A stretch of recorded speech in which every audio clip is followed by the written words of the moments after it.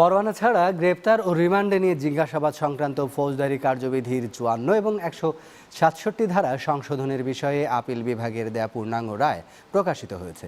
বৃহস্পতিবার সুপ্রিম কোর্টের ওয়েবসাইটে প্রকাশ হয় ৩৯৬ পৃষ্ঠার পূর্ণাঙ্গ রায়। রায়ে ৫৪ এবং ১৬৭ ধারার প্রয়োগের বিষয়ে দেয়া হয় বেশ কিছু নীতিমালা।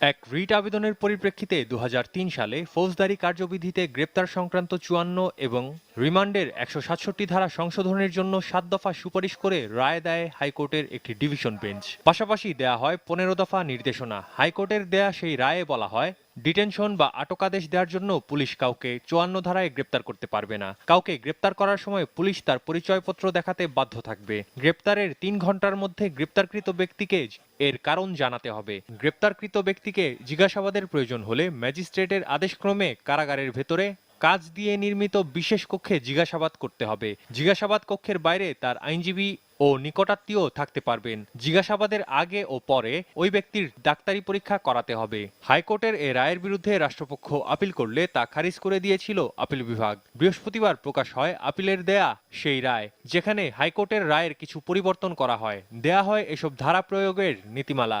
মানবাধিকার যা আছে, এক একজন যাকে অ্যারেস্ট করবে, যাকে ধরবে, তার ব্যাপারে যেন মানবাধিকারের কোনো মাত্র ক্ষুণ্ণ না হয়। এবং সেক্ষেত্রে আরও বলা হয়েছে যে আসামিকে ধরা হবে তাকে যেন কোনো রকমের নির্যাতন বা তাকে কোনো রকমের হেয় না করা হয়। তবে কিছু ব্যতিক্রম এই শেষ ক্ষেত্রে দেওয়া হয়েছে, বা যুদ্ধ অবস্থা থাকে এবং জাতীয় নিরাপত্তা যদি বিঘ্নিত হওয়ার আশঙ্কা দেখা দেয় অথবা রাজনৈতিক অস্থিতিশীলতার প্রশ্ন যদি দাঁড়ায়, তাহলে এগুলিকে ব্যতিক্রম হিসাবে ধরা হবে। আপিল বিভাগের রায় যুগান্তকারী বলে মনে করেন আইনজ্ঞরা। তারা বলেছেন, এ রায়ের ফলে সাধারণ মানুষের অধিকার সুরক্ষিত হবে। প্রিভেন্টিভ ডিটেনশন, নিবর্তনমূলক আটকাদেশের জন্য আগে ৫৪ ধারায় অ্যারেস্ট করা হয়েছে। পুলিশ যদি বলে তার বিরুদ্ধে প্রিভেন্টিভ ডিটেনশন বা নিবর্তনমূলক আটকাদেশ আসছে ২-৩ দিন ধরে রাখা, তো এখানে বলছেন তাকে ইমিডিয়েটলি ছেড়ে দিতে হবে।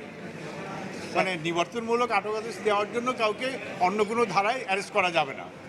১৯৯৮ সালে রাজধানীর সিদ্ধেশ্বরী এলাকা থেকে বেসরকারি বিশ্ববিদ্যালয়ের ছাত্র শামীম রেজা রুবেলকে ৫৪ ধারায় গ্রেপ্তার করা হয়। সে বছর ২৩ জুলাই মিন্টো রোডে গোয়েন্দা পুলিশের কার্যালয়ে তার মৃত্যু হয়। এ ঘটনায় বিচারপতি হাবিবুর রহমান খানের নেতৃত্বে একটি বিচার বিভাগীয় তদন্ত কমিটি গঠন করে সরকার। কমিটির তদন্ত প্রতিবেদনে ৫৪ ও ১৬৭ ধারা সংশোধনের পক্ষে ১১ দফা সুপারিশ করা হয়। তবে তা বাস্তবায়ন না হওয়ায় ফৌজদারি কার্যবিধির ৫৪ ও ১৬৭ ধারা চ্যালেঞ্জ করে রিট করে কয়েকটি সংগঠন এবং ব্যক্তি। ড্যানি ত্রং, নিউজ ৯, ঢাকা।